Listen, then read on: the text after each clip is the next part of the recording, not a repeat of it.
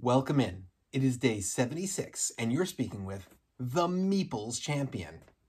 So today we're going to be going over a game that was quite a surprise to me. When it was first introduced, I wasn't excited. It felt like we were playing a game from like the 1980s or 90s. It just felt very old from like the box, the visual of the board. And then we ended up playing 2 or 3 times that first night, and I really liked it. And then I kind of forgot about it. Then there was this huge Target sale, and everybody got it. I was the only one that didn't. Regrets. And then we picked it again recently, and again played it a couple times in the same night. And again, I was just like, man, I forgot how good this game is. That game is Pan Am. Pan Am is really cool. It's kind of like all these different train games you see, like a Ticket to Ride or something like that, as far as, hey, there's loads of tracks of where to go. The idea is very unique in that you're trying to buy up and put out planes so that you can essentially have ownership of the skies. So you'll say, hey, this is a route that now my airline owns. And so whenever you get to the point where they pay all the airlines, you get paid based on each route that you have and the plane that you have on the route. So if you have a route that has, a required 2 and you have a 2, then you're going to get paid money for a 2-size plane. But you can have a 1, you can have a 2, you can have a 3, and you can have a 4. So if you're getting like those 4s out there, like a pretty big payout. So you're buying the planes, you're buying the different locations so that when you have them on the board, you can say, okay, I've got this one, I've got that one, so I can build now between them if I want. You can buy multiples and turn in them as 2 from the same type. That way you can just spend them to grab it, compared to if you own it. If you have exactly the name of the location you're using, you don't actually give it up. You get to keep it. You can put out towers, which means it represents wherever you put it, it's going to, for one, pay you, just like a route would. You're getting paid for that tower. But on top of that, now everything connecting off of that location, that specific spot is considered to be owned as a card for you now permanently. So you only need the other side in order to now put a plane down on the route. But as you're doing this, you're also dealing with Pan Am. Pan Am is trying to expand. So every round, you have some dice, and you roll them. The dice are going to determine where Pan Am expands from its original spot. It's really cool because it's kind of a win-win. If Pan Am comes over and picks up your airline, well, yes, you're not going to get your roundly pay, but you're going to get paid a huge amount of money from Pan Am for having picked you up there. So it's a really nice setup. If they don't, though, depending on the size of your track and everything, you're going to get a big payout right then. So, sometimes it's more exciting to sell off a 4 than it is to keep getting paid, because you're going to get paid a huge amount of money. So you do this for so many rounds, and at the end of all the rounds, you're going to basically check out how much total money everybody ended up getting. You're going to sell off all your stocks, and you're going to see where it lands. Yes, there are stocks during this you are able to invest. And depending on how things work out, stock is going up and down. So you're able to buy stock for a little bit cheaper. It's a really cool concept. I really enjoy this game. Why don't we jump right in, though, and let's discuss our 7 categories. So, category 1, art. I like the game. I do.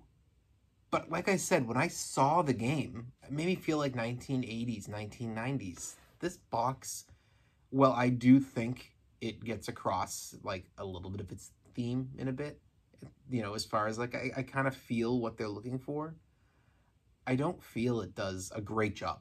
I didn't think planes, and I didn't get excited about the game. It just looks pretty generic to me. And when I actually open up the box and I set it all up, well, I think it's very nicely designed. It just doesn't stand out. I have to give this a thumbs down. I just was not a fan of the art. The components. The components are pretty good. You've got little plastic planes. You've got your little cards for all your different locations. And then you have cards for your money. You have your towers. I would say the components are good. But like I said, they're plastic planes and it's plastic towers. I don't own the game, so I can't properly judge this. But to me, this style of plastic is the type that's easy to break. I don't mean you're going to pick it up and it's going to break in your hands. It's not that bad. But this isn't like wooden components. This isn't like having a good cardboard, piece. It's just, this one I know I've seen in other games, and I've seen how easy you can have a little person snap. I feel like the wings on these planes, I wish this had been made by a better plastic. I just don't trust it. And well, again, I don't have the opportunity of owning my own right now to judge us really on the long run. I have to judge what I see, and to me, I know that plastic is not top quality. Not bad quality, just not top quality. Not high enough on my scale that this amount of plastic in a game that needs it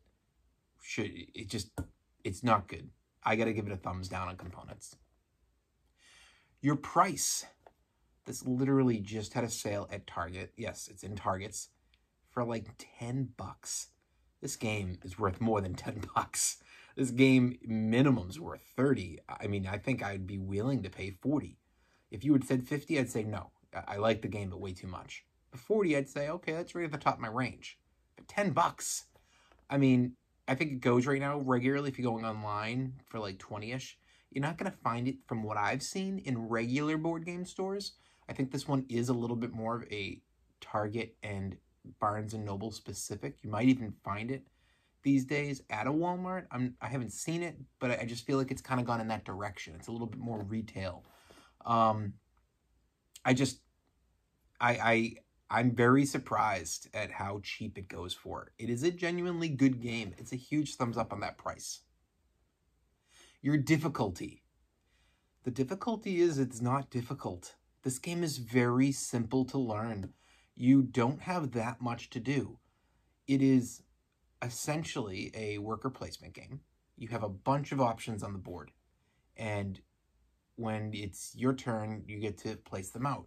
Now, the difference is that while it is worker placement, there are certain spots that you say, okay, I'm going to go here. And then somebody else says, I want it, so I'm going to outbid you and then kick you off the spot. And you have to then wait till your next turn, and when it gets back to you, if you still have a player, then you do it again. So you have, like, I want to say you each get to place 4 tokens.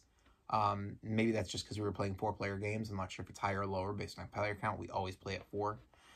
But for me, I really liked this because it made it pretty straightforward. There was only like 5 sections to go to. Like, hey, do you want to go build a tower this turn? Do you want to go buy a new location this turn? Are you looking to pick up a new plane this turn? There's the option to draw cards and see what you randomly are getting, which sometimes it doesn't work out and sometimes it does. There's a lot of options. Some of them, like the ones below, are like, hey, I've dropped it and I'm there and you can't boot me. Whereas other ones are bidding. So, hey, if they outbid you, then you get your piece back and let's see where you go from there. I like that. And the bidding is preset bidding. It's not like you're throwing on a number. It's literally like so many spots you can go to. And when somebody gets that last spot, well, they're going to bid the most and they get it. But it's expensive. So I think the difficulty is not hard in that regard. And when it comes to figuring out how the game plays, it's straightforward enough. I don't feel like anybody's going to not have a good time. I thought I wasn't the first time we played, and I picked it up right during that first round, and I was like, oh, this is pretty straightforward. I don't think that this is a game that I can just go off and win immediately if I don't have a clue what I'm doing and everybody else does. But I think it's a game you can figure out what you're doing with it. By the end of that first game, you should know. So, thumbs up on that difficulty. Replayability. Every time that we pulled it out, it gets played multiple times in the night. Literally 3 times the first time, 2 times the second time. So, yes, it is a replayability in the same night. Replayable as far as the long term goes. How often are you pulling it off your shelf to put it on that table for the night? Now, we have done that twice in the last year. So that's pretty good. For me, if you're getting it twice in a year, that's pretty good because we have loads of games between me and the other people in my group. If we don't have a minimum of 1,000 board game choices, I'd be very surprised. I'm bringing 300 games. I know that a couple of my friends have right around 100 games apiece, maybe 150. And then another couple of them have I think one of them dwarfs my size because he kickstarts everything. And the other one has just collected a lot of games of the years. So, yeah, I think that when it comes to replayability, it's very replayable. If a group my size has gotten to the table twice in a year, then a group of a lot smaller size of games is definitely going to see this multiple times in a year. So thumbs up on that replayability. Keys to victory. So the keys to victory are very straightforward. It, at the end of the day, is all about those stocks trying to essentially pay and buy out all of these end of game points. And in order to do that, you have to invest in, hey, are we going to buy stocks early and see if we got them at a value? You don't know where that stock price is going to go. So if you think you have an idea, take a shot and see if you can get it at a value. Are you going to go all in on just collecting loads of money and trying to buy up late in game? Are you going to invest in cards and surprise people because they think they know where you are and they don't? I, for instance, kept investing in cards in my last game. I ended up getting 3 cards that let me just get a stock for either it was for free or very cheap. I forget which one. And so nobody realized at the end of the game that not only I was buying stocks up, but that all of a sudden I revealed, hey, here's 3 more. And they were like, oh, shoot, you just got a bunch of stock. So it's all about getting that stock. But the way to get the stock is interesting. Every game's different because there's a set of cards that you're going to have out there that's going to get flipped and affect the stock market and other things. It gets shuffled, so you don't know what direction that's going. So you don't know what your true highs and lows are because maybe it comes out and it keeps going up at the beginning and you're like, shoot, it's at the max. Maybe it comes out and it just keeps dipping. Maybe it's just bouncing back and forth. And if you can just get in there every time it's a 4 and then dodge it every time it's a 5, you'll be fine. There's a lot of options there. I think it's a really cool game that allows you really, you know what you're after, you know what you're doing, and there's plenty to do to get there. So big thumbs up on those keys to victory. Unique. So this is an interesting one. I'm trying to think how to really judge this for unique. In one regard, it's about planes, and I don't feel the theme is really matched elsewhere. I can't think of another plane game. Definitely, I've never played another plane game. So the theme's, for me, unique. Now, you can compare that theme over to trains, and especially the way that the map looks. So, you know, hey, we're trying to take over these routes. We're trying to get planes out. And when you do, until Pan Am gets it, it's yours. Now, that's, for me, a big difference because in any train game I've played, yes, we're trying to get our locations, get our routes. But I can't remember ever having a game where there's an actual board presence that's buying up stuff from you and that these routes can be taken back. Yes, you're getting a payout, but you're only going to be there for so long, basically. That seems kind of unique to me. And the setup around the board of allowing for, hey, you can get these property locations, you can get these towers, you can get the planes, you can, you know, we have to unlock them as we're going, but we can get these. I don't know, I just don't think I've seen something that does quite what this does. And I think that's why the game is replayable, and I think it's why it's a game that we want to play, because I just can't get this experience anywhere else. And when I think of unique, at the end of the day, it's the experience that's unique. There's ways to be unique that I won't qualify. I might say like, oh, the game's the exact same experience. It's just a really unique theme. It's usually going to be a massively unique theme to grab me for a unique thumbs up. The theme isn't enough. It can be helpful, but it's not enough. It's about the experience, and I can't replicate this experience from what I've seen in another game. So I got to give it a thumbs up on the unique. So overall, what do I think? I think this is a very good game. I think this is a game that you should try. It may not hit. Everybody's got different styles, and this is not necessarily one that I think is going to hit for everybody. But for me, it was a huge hit, and massive regret that I didn't pick it up when it was cheap. Now I'm looking back and going, I wish I got that when it was like 10 bucks. Overall, definitely I recommend you should try it. And if you can get your hands on it, especially if it's still these days 20 or less, grab it. I think that you'll be able to play this with your family and with your non-gamer friends on occasion.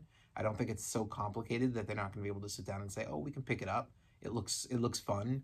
And I think your gamer group will enjoy it too. So yeah, give it a try. I think that it'll definitely be a hit for you. But that's just my experience. It's up to you guys to get out there, try out games, see what your experience is, and maybe it's better, maybe it's worse, maybe it's the same, but see what you think. Well, today has been day 76. We've been talking about Pan Am, and you've been speaking to the Meeples champion. Like, share, subscribe, and check down below in the description where I'll be adding in an Amazon link in case you do want to pick this game up for yourself. Until next time, I'll talk to you tomorrow.